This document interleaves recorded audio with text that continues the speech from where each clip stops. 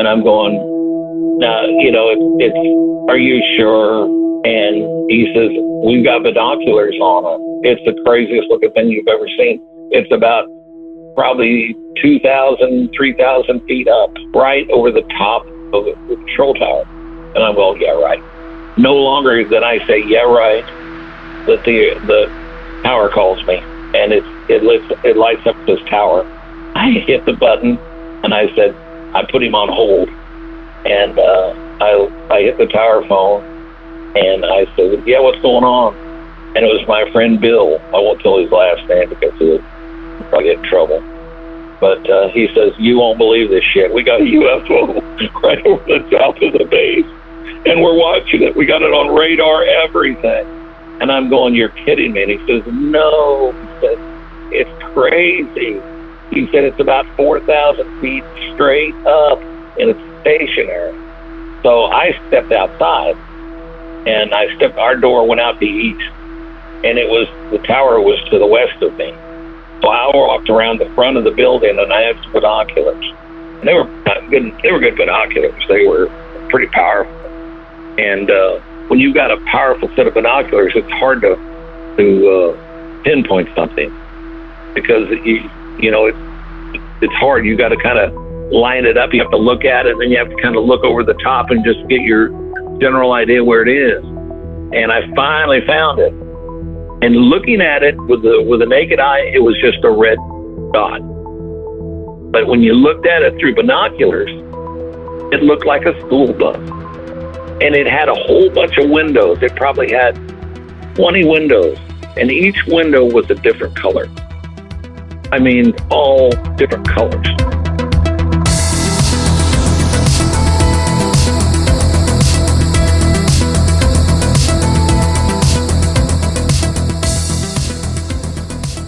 The history of our Earth is so different from what we can imagine.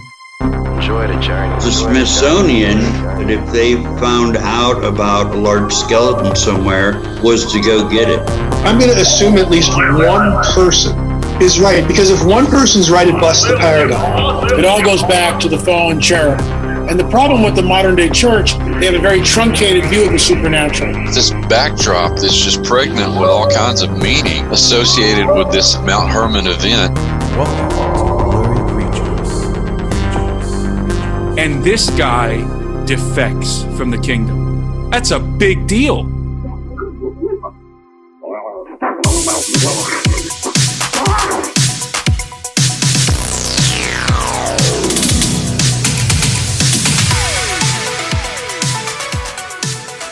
All right, we're back from Peru. Yeah, we lost a few pounds, a few lbs out there on the hillside. We got our step count up. Yeah, we did some vertical climbing. One thing that hasn't made the record yet, Nate, is that you have an infamous track record with the alpacas. I don't know why these videos haven't made the socials yet, but if you're listening, Nate, day one, there are some local ladies that walk around in the downtown Cusco Square with alpacas, and they essentially, you pay to take a picture. Nate held one and spit on him. This is the beginning of his love affair with alpacas. And then he tried to make amends when we were at a Jantai Tambo a few days later and approached an alpaca and was sweetly trying to woo it with his ways, and he got spit on again. So I don't know if they just don't like gingers and they inherently remember the Nephilim, but we had a great time in Peru. Spending time with Tim, Andres, and then of course the 40 Blurry members was an incredible time to be able to touch the stones that were pre-flood, that survived the cataclysm and the flood, and to see the things that we talk about, it was really cool. So it's good to be back. Good to be back in the saddle. It is. We had a great time, and it was cool to see all that stuff. And if you haven't listened to that episode yet with Tim, we put it out a couple episodes ago. But today, we got a cool members episode with our new friend Chris Sprouse, who was a retired Air Force and had a pretty amazing UFO encounter.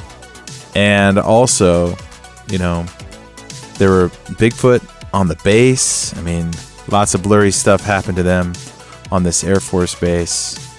And he goes into detail. I mean, he really doesn't hold back. So pretty cool to kind of hear a firsthand account all these years later. Late 70s, not quite 80s.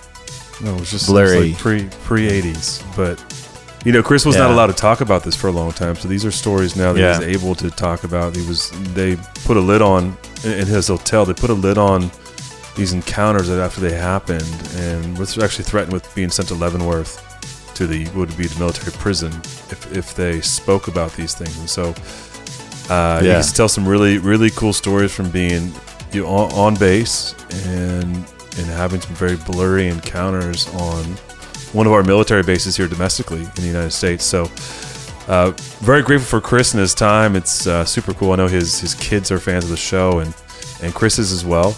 And so they coaxed him into telling his war stories, if you would, from his times in service to our country. And, you know, I think these are great stories. There are multiple witnesses. There are official accounts. There are non-official accounts, and it gets a little wild. It makes you wonder about what else is happening out there on these places that guard some of the secrets. Yeah, and if you're not a member yet, you can become a member. blurrycreatures.com/members. Get access to tickets like we were just talking about, going to Peru. Members got those tickets first. And you get access to unreleased episodes, chats, chat rooms, and all kinds of fun things that we're trying to do here on the podcast. But these are the fun episodes and a little extra content for those who support the show. Luke and I spend hours and hours doing this, so everyone piling on helps us make more content. And should they do it, Luke? We probably should. It's been a while since we entered. We got to have a slogan about the Blurryverse. We got to be like, I got to think about this one. You got to be a member first. Yeah, to enter the Blurryverse. Right. Yeah, see, you're rhyming things. This is typical of you. This is just harkening back to the Sherwood days. It is. If you haven't become a member yet, consider sponsoring the show. You get access to this one. Come on now.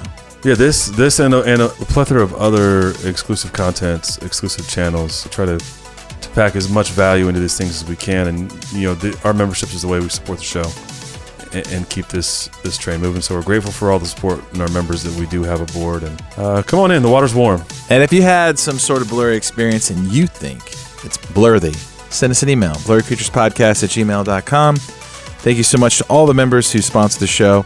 This one's for you. You guys are great. Let's get into this one.